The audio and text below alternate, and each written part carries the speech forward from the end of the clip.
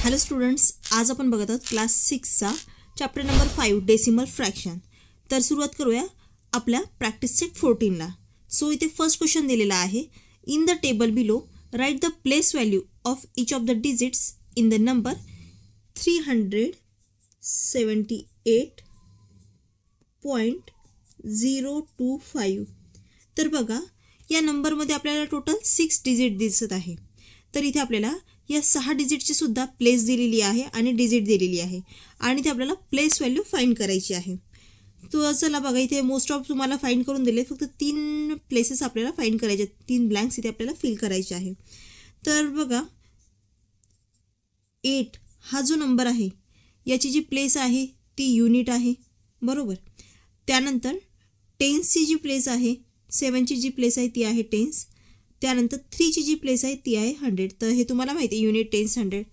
पण आता 8 आणि 0च्या मधात आहे डेसिमल पॉईंट आणि डेसिमल पॉईंटच्या नंतर जो नेक्स्ट डिजिट आहे, आता इथे आपल्याला तो 0 दिलेला आहे. तर या 0ची जी प्लेस व्हॅल्यू आहे ती सुद्धा काय टेन्स आहे. पण त्या टेन्सला आपण नुसतं 1 किंवा 0 लिहिणार का? नाही, तर त्यासाठी आपण लिहिणार 0/10. त्यानंतर 2ची जी प्लेस व्हॅल्यू आहे ती आहे 100, पण ही सुद्धा डेसिमल पॉईंटच्या नंतर आहे, त्यामुळे इथे सुद्धा आपण लिहिणार 1/100. देन नेक्स्ट आहे 5. तर 5ची सुद्धा जी प्लेस आहे ती आहे थाउजंड्स. तर हे सुद्धा डेसिमल पॉईंटच्या नंतर आहे, म्हणून आपण याला लिहिलेलं आहे 1/1000. 1/1000 झाली 5ची, बरोबर. आता बघा खाली प्लेस व्हॅल्यू. तर प्लेस व्हॅल्यू आपल्याला फर्स्ट काढून दिलेली 3ची. आता आपण बघूया की 3ची प्लेस व्हॅल्यू फाइंड कशी केली. तर इथे 3ला मल्टिप्लाय केलेलं आहे 100ने. सो 3 × 100 300. तर इथे 300 हे आन्सर आपल्याला लिहून दिलेलं आहे. तर नेक्स्ट आपण 7ची याच प्रकारे फाइंड करू शकतो. सो बघा, या 7ला आपण मल्टिप्लाय करणार 10ने.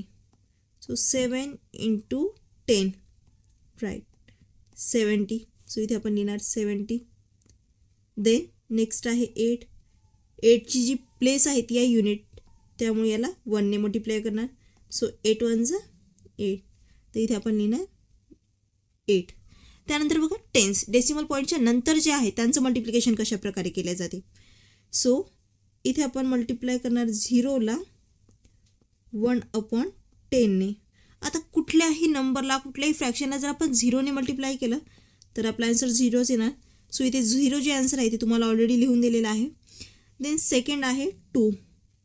सो 2ला आपण मल्टिप्लाय करणार आहोत 1/100ने. आता 2 मल्टिप्लाय बाय 1/100 यालाच आपण 2/1 मल्टिप्लाय बाय 1/100 या प्रकारे लिहू शकतो, बिकॉज 2च्या खाली कुठलाच नंबर नाही म्हणजे 1 आहे. आता बघा, 2 फ्रॅक्शनचं मल्टिप्लिकेशन. सो इथे काय करणार, न्यूमरेटरचं न्यूमरेटरसोबत आणि डिनोमिनेटरचं डिनोमिनेटरसोबत multiplication. So 2 × 1 2. Then 100 multiply by 100. आता बघा 2/100 या फ्रॅक्शनला आपल्याला डेसिमल पॉईंटमध्ये लिहायचं आहे, डेसिमल पॉईंटचा यूज करून लिहायचं आहे. सो आता खाली किती 2 0 आहेत आणि वर 1 नंबर आहे. तर खाली 2 0 असल्यामुळे काय करणार आपण, वर 2 डिजिट सोडून डेसिमल पॉईंट देणार. सो पहिला डिजिट तर 2 आहेच आपल्याकडे, पण आता फक्त 2 एकच डिजिट जर आपल्याला पाहिजे 2 डिजिट, मग 2च्या आधी अजून कुठला तरी डिजिट पाहिजे. सो आपण कोणताही नंबर नाही घेऊ शकत. सो आपण इथे लिहून घेणार 0. सो झाले 2 डिजिट. आता आपण डेसिमल पॉईंट देऊ शकतो, पण डेसिमल पॉईंटच्या आधी आता कोणताच नंबर नाही, मग सो आधी कुठला तरी नंबर पाहिजे. पण आता आधीही कुठला तरी नंबर पाहिजे. सो इथे सुद्धा आपण काय करणार 0. मीन्स इथे 2ची जी व्हॅल्यू असणार आहे ती असणार आहे 0.02. त्यानंतर बघा नेक्स्ट आहे 5. 5ची प्लेस व्हॅल्यू आपल्याला काढून दिलेली आहे, पण एकदा आपण चेक करूया. आता बघा 5 मल्टिप्लाय बाय 1/1000. सो इथे सुद्धा 5 × 1 5 आणि अपॉनमध्ये येणार 1000. आता डिनोमिनेटरमध्ये 3 0 आहे, म्हणून 3 डिजिट सोडून डेसिमल पॉईंट. पहिला 5, दुसरा 0, तिसरा 0, मग पॉईंट, आणि पॉईंटच्या आधी कोणताच नंबर नाही म्हणून 0 दिला. तर सेम आन्सर इथे आपल्याला दिलेला आहे. तर या प्रकारे आपला फर्स्ट क्वेश्चन कंप्लीट झाला. आता बघूया सेकंड क्वेश्चन. आता सेकंड क्वेश्चन आहे सॉल्व. सो सुरुवात करूया सेकंड क्वेश्चनला. तर बघा, यामध्ये ॲडिशनचे आपल्याला 3 एक्झाम्पल दिलेले आहे. फर्स्ट एक्झाम्पल आहे 905.5 + 27.197. तर चला फर्स्ट एक्झाम्पलच्या आधी आपण मांडणी करून घेऊया. सो इथे लिहिणार मी 905.5. आता बघा दुसरा नंबर ज्यावेळेस आपण इथे लिहिणार तेव्हा एक काळजी नक्की घ्यायची आहे, ती म्हणजे डेसिमल पॉईंटच्या खाली डेसिमल पॉईंटच आला पाहिजे. सो आता डेसिमल पॉईंटच्या आधी जो नंबर आहे तो आहे 7 आणि 2 म्हणजे 27. सो सुरुवातीला आपण लिहिणार 7 आणि त्या आधी लिहिणार 2, देन 1 9 7. तर स्टुडंट्स आता या प्रकारे याची मांडणी झालेली आहे. पण आता ज्या रिकाम्या जागा तुम्हाला दिसत आहेत ब्लँक स्पेसेस, येथे आपण 0 0 लिहू शकतो, काही नाही लिहिलं तरी चालेल. सो आता आपण यांची जी बेरीज आहे ती करू शकतो. So 7 + 0 7, then 9 + 0 9, 5 + 1 6. आता बघा डेसिमल पॉईंट खाली डेसिमल पॉईंट परत ॲज इट इज घ्यायचं आहे. त्यानंतर 5 + 7 12. सो 2 इथे येणार, 1 कॅरी. आता 2 + 1 3 आणि 9 + 0 9. Then second example that is 39. आता बघा 39 हा एक होल नंबर आहे, इथे कुठलाही डेसिमल पॉईंट नाही, पण आपल्याला डेसिमल नंबरची ॲडिशन करायची आहे. सो सिम्पल आहे, आपण डेसिमल नंबर जो आहे तो तयार करण्यासाठी काय केलं आहे, 39च्या नंतर डेसिमल पॉईंट देऊन दिला आणि यानंतर आपण कितीही 0 घेऊ शकतो याप्रमाणे. आता बघा परत सेकंड नंबर लिहायचा आहे. सो डेसिमल पॉईंटच्या खाली डेसिमल पॉईंट, देन 0 0 आणि 0च्या आधी आहे 7 आणि डेसिमल पॉईंटच्या नंतर आहे 6 अँड देन 5. सो इथे सुद्धा आपली मांडणी झाली. आता इथे यांची बेरीज करायची, रिकाम्या जागेमध्ये आपण 0 लिहिणार. सो 5 + 0 5, इथे येणार 6, परत डेसिमल पॉईंट खाली डेसिमल पॉईंट, नंतर 9 + 0 9, देन इथे येणार 3 आणि 7 + 0 7. Then third example. तर बघा या थर्ड एक्झाम्पलमध्ये आपल्याला टोटल इथे 3 नंबर्स दिलेले आहे. सो सिम्पल आपल्याला इथे ॲडिशनच करायची आहे. सो आपण सुरुवातीला लिहिणार 40. आता 40 हा सुद्धा एक होल नंबर आहे. सो इथे आपण डेसिमल पॉईंट देऊन यानंतर कितीही 0 देऊ शकतो. सो इथे मी सध्या 2 0 देते. त्यानंतर परत डेसिमल पॉईंट खाली डेसिमल पॉईंट, नेक्स्ट नंबर आहे 27.7. सो इथे येणार 7 2 आणि पॉईंटच्या नंतर 7. देन नेक्स्ट आहे 2.451. सो पॉईंटच्या आधी 2, देन येणार 4 5 आणि 1. आता इथे सुद्धा ब्लँक स्पेसमध्ये आपण 0 देऊया. सो आता आपण यांची ॲडिशन करूया. 0 0 1 = 1, इथे येणार 5. आता 7 + 4 8 9 10 11. सो 1 आणि 1 कॅरी. आता या नंबरची ॲडिशन करण्याआधी सुरुवातीला काय काळजी घ्यायची की decimal point as it is खाली लिहून घ्यायचा. आता परत यांची ॲडिशन 7 + 2 9 9 + 1 10. सो 0 इथे 1 कॅरी. आता परत 4 + 1 5 5 + 2 7. तर स्टुडंट्स बघा किती सिम्पल वेने आणि किती इझिली आपला सेकंड क्वेश्चन कंप्लीट झालेला आहे. आता सेम असंच थर्ड क्वेश्चन आहे, दॅट इज सबस्ट्रॅक्ट.